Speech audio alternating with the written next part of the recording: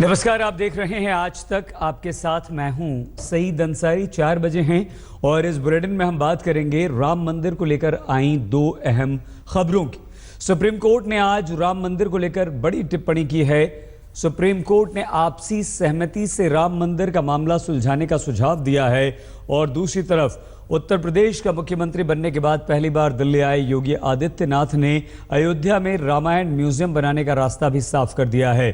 सूत्रों के अनुसार योगी आदित्यनाथ ने सरकार से कहा है कि रामायण म्यूजियम के लिए उनकी सरकार अयोध्या में मुफ्त जमीन मुहैया कराएगी। इस प्रोजेक्ट की कीमत 154 करोड़ रुपए आएगी। उत्तर प्रदेश की पिछले अखिलेश सरकार ने अयोध्या में रामायण म्यूजियम का प्रस्ताव रखा था, लेकिन जमीन मुहैया नहीं कराई थी।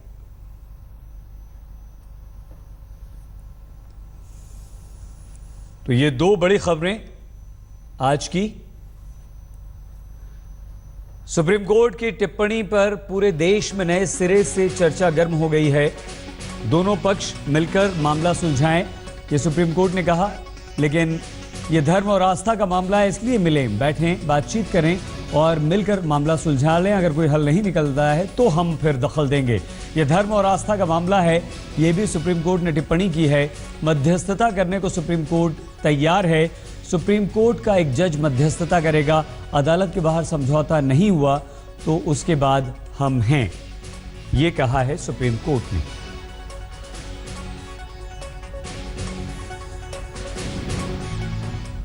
और आइए इस वक्त हम आपको सीधे लिए चलते हैं अयोध्या। हमारे सहयोगी निशांत चतुर्वेदी वहां पर मौजूद हैं और निशांत ही आगे की तमाम खबरें सीधे अयोध्या से आपको बताएंगे। Over to you Nishant.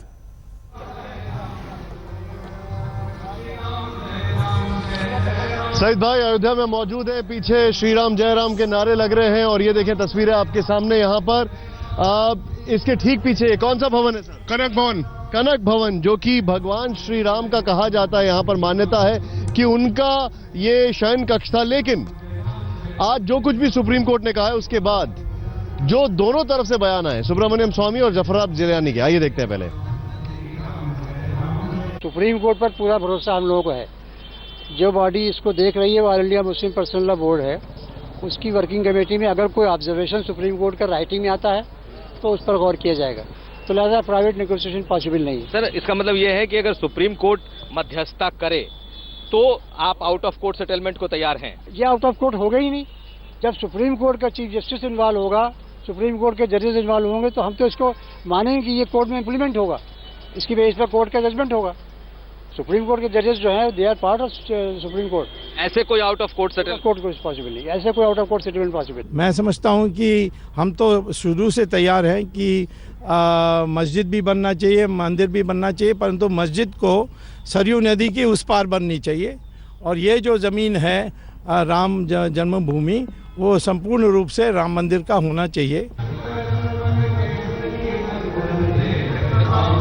यहां पर हम जो खड़े हैं अयोध्या में, ये देखें आप, इस देश के तमाम संत, इनमें से कई संतों से हमारी बातचीत हुई अभी थोड़ी देर पहले, वो भी हम आपको दिखाएंगे। उन सब की एक राय है कि देखिए हम बातचीत करने के लिए तैयार हैं। मेरी हाजी महबूब जी से भी बातचीत हुई, उन्होंने कहा हम भी बातचीत करने के लिए तैयार हैं। लेकिन हर कोई ये कह रहा है कि अपनी अपनी कंडीशंस हैं। जो संत हैं वो कहते हैं रामलला का मंदिर वहीं बनेगा। हाजी महबूब कहते हैं जो डिस्प्यूटेड एरिया उसको छोड़ दीजिए, उसके बाद बातचीत करिए। बड़ा कठिन परिस्थिति है, बड़ा कठिन मामला है ये। यहाँ पर कई सारे लोग हमारे साथ मौजूद हैं। सुप्रीम कोर्ट ने ये कहा है कि आप मिल बैठ के इसको समाधान निकालने की कोशिश करें।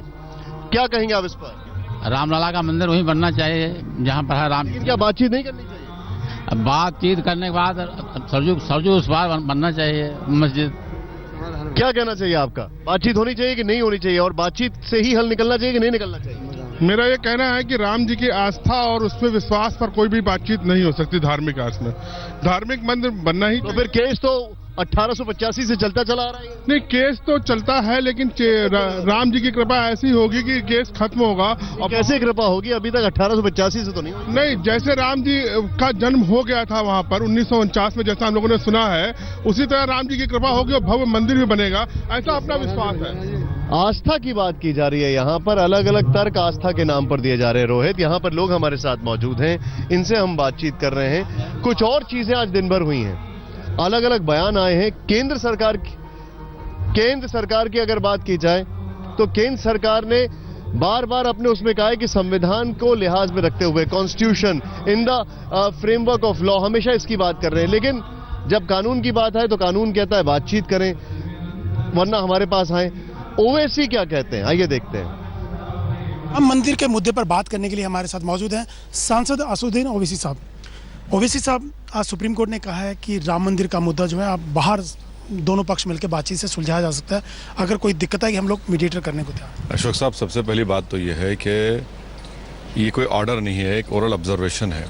और सुप्रीम कोर्ट के प्रोसीजर में होता है कि जब सुबह में कोई ओरली मेंशन करता है तो जैसे सुब्रमण्यम स्वामी ने किया, उनका ये काम था कि वो तमाम पार्टीज को एक नोटिस देते, नोटिस नहीं दिए तो खैर सुप्रीम कोर्ट ने ऑब्जर्वेशन किया है। मगर मैं आपको बता रहा हूँ कि अब जबकि हाई कोर्ट का फैसला हो चुका है और ये झगड़ा टाइटल का है, इलाहाबाद हाई कोर्ट ने गलत फैसला देकर इसको पार्टीशन सूट में तब्दील कर दिया कि आप थोड़ा लीजिए, आप थोड़ा लीजिए, आप थोड़ा लीजिए। ऐसा नहीं है, टाइटल जिसके पास है उसी के हक में फैसला होगा।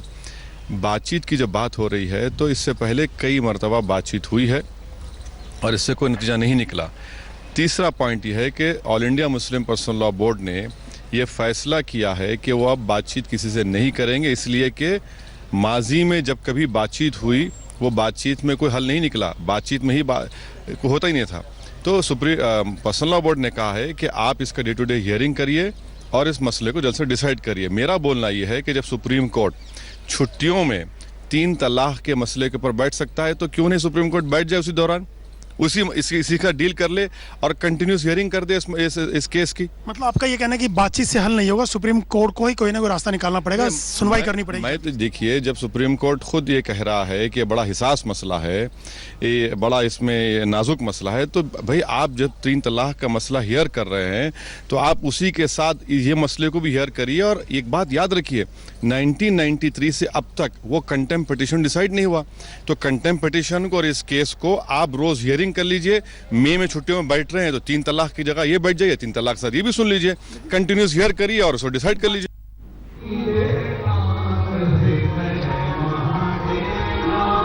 देखिए, आप जो सुन रहे हैं यहाँ पर, सुन रहे हैं आप, अयोध्या में हर जगह रामधुन सुनाई देती है, लेकिन अयोध्या में बड़ी अजीब सी बात है और बड़ी खूबसूरत बात है।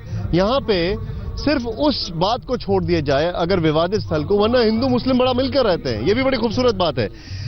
लेकिन हाजी महबूब साहब से हमारी बातचीत हुई, अब जो हाशिम अंसारी उनके बाद ये इस केस को आगे बढ़ा रहे हैं, उनका कहना है कि हमारी कंडीशंस हैं, उनका ये कहना है कि हम बातचीत के लिए तैयार हैं, लेकिन अब लेकिन के आगे क्या है आप खुद सुने। यहाँ पर इस वक्त हाजी महबूब साहब हमारे साथ हैं जो कि पक्षकार हैं। हाशिम अंसारी साहब के बाद यही इस केस को आगे बढ़ा रहे हैं दूसरी तरफ से। मैं आपसे समझना चाहूंगा, पहले तो जो सुप्रीम कोर्ट ने कहा है इस पर आपका रिएक्शन क्या है? देखिए, सुप्रीम कोर्ट ने अगर पहल की है, कहा है कि अगर आपस में बैठ के मसले हल हो जाएं तो सो फार गुड, इससे अच्छी कोई बात नहीं हो सकता, अच्छी बात है। हम इसको उनके कहने के को बहुत इज्जत देता हूँ, है कि अगर ये मसले हल हो जाए तो बेहतर है। अच्छा, लेकिन मुझे एक चीज़ बताइए, तो मतलब आप लोग बातचीत करने के लिए तैयार हैं? अगर पार्टी वो जो हमारा अपोजिशन पार्टी है, अगेंस्ट पार्टी, अगर वो आना चाहती तो हम बात करने से गुरेज नहीं करेंगे। हमने उन साधु संतों से मुलाकात की बात की, उन्होंने कहा हम तैयार हैं बात करने के लिए। भी तैयार है, आप तैयार हैं? हाँ, यस। लेकिन एक चीज़ बताइए, आप सभी लोग, आपका शुभ नाम? जी, मोहम्मद इरफान। आपका? मोहम्मद वसीम। अच्छा, और आप तो इमाम साहब हैं। हाँ, आपका शुभ नाम? जलाल अशरफ। अब आपसे मैं जानना चाहूँगा, आप लोग बातचीत बिना शर्त के लिए तैयार हैं या बातचीत करने के लिए तैयार?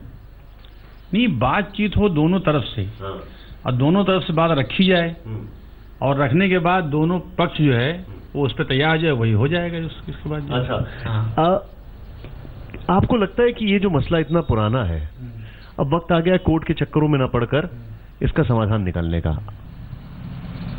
देखिए, अल्लाह का घर है और ये बातचीत की बात है, तो दोनों तरफ से जो बातचीत होगी, जो हकीकत है, अच्छी बात है, जो कुरान और हदीस की तरफ से जो चीज़ मेरी है उसको मानने के लिए तैयार हो। दोनों तरफ से जो बातचीत होगी, जो हकीकत बात सही कानून के हिसाब से जो होगी, उसी को हम भी बातचीत करने के लिए, दोनों पार्टी जब सामने मौजूद रहेगी तब इस बात के मसले का हल किया जा सकता है। मैं हाजी महबूब साहब आपसे एक चीज़ जानना चाहूँगा। अपने इंतकाल से पहले हाशिम अंसारी साहब ने एक बयान दिया। वो बयान था कि वो चाहते हैं कि रामलला आज़ाद हो जाएं, लेकिन मैं चाहता हूं कि मेरे पक्ष वाले लोग भी इस बात को समझें। इस बयान के आज जब सुप्रीम कोर्ट ने ये चीज़ कही है, इसके बाद आप क्या मायने समझते हैं?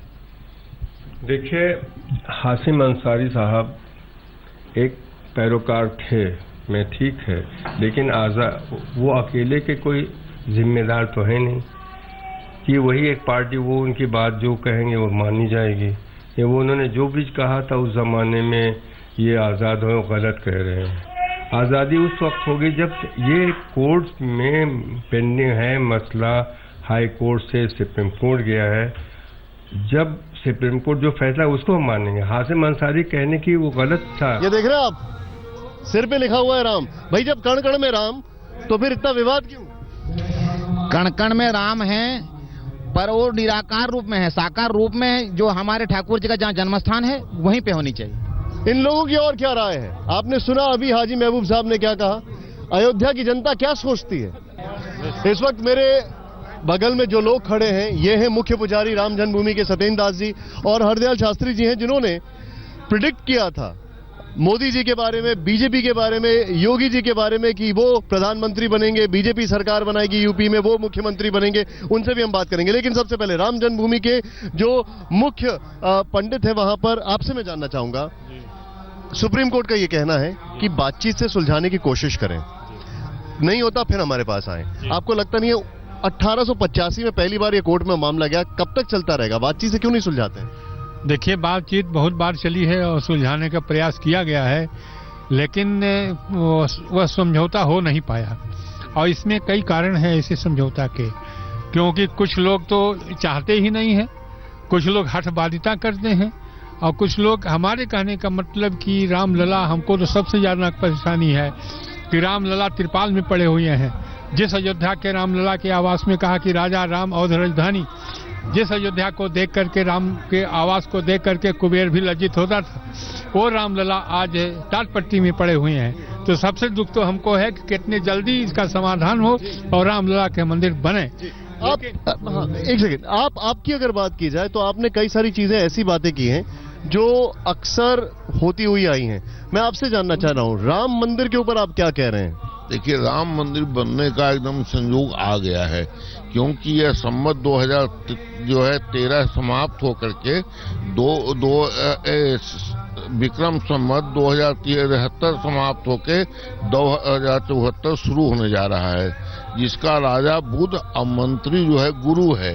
तो अब न्यायालय के मोहर लग करके सर्वसम्मति से यह बिल्कुल हल हो जाएगा और आपको जो है 2.5 साल के अंदर, 2019 के पहले राम का भव्य मंदिर बन के आपके सामने हुआ है। इनका ये एक प्रेडिक्शन है, इनका ये कहना है, इन्होंने कई प्रेडिक्शन किए, लेकिन अगर मेरी बात हुई हाजी महबूब जी से, वो कहते हैं कि देखिए डिस्प्यूटेड एरिया छोड़ दीजिए। यहाँ पर हमारे साथ जो पुरोहित हैं, पुरोहित जी, वो ये कह रहे हैं कि भाई देखिए सीधी सी बात है, रामलला त्रिपाल में है, इस विवाद का हल क्या है? एक सवाल है, वो सवाल ये है कि यहाँ पर आखिर, मुझे एक बात बताइए, मामला फिर कोर्ट में जाएगा, जो अभी तक हालात दिख रहे हैं, फिर लंबित होगा। ये समस्या तो मुझे लगता है इसका कोई समाधान ही नहीं दिखता। नहीं, समाधान है, लेकिन हठबादिता यदि छोड़ दिया जाए तो छोड़ेगा। हठबादिता हमारी राम जन्मभूमि का विवाद भूमि का है और उनका मस्जिद का है, तो मस्जिद दूसरी जगह बन सकती है, लेकिन वो कहते हैं मंदिर दूसरी जगह बने। नहीं, राम मंदिर का भूमि छोड़ करके हम राम मंदिर तो बहुत से हैं, लेकिन हम अपनी भूमि को छोड़ देंगे तो राम जन्मभूमि का मंदिर दूसरी जगह बना करके ही क्या करके, वो भूमि जो है वो राम जन्मभूमि की है, इसलिए राम जन्मभूमि का विवाद है, मंदिर का विवाद नहीं है। मंदिर तो बहुत है। सुना आपने? अब वक्त हो गया एक छोटे से ब्रेक का, सुना आपने, लेकिन ब्रेक के बाद एक बहुत बड़ी पंचायत हम दिखा रहे हैं इसी विषय पर।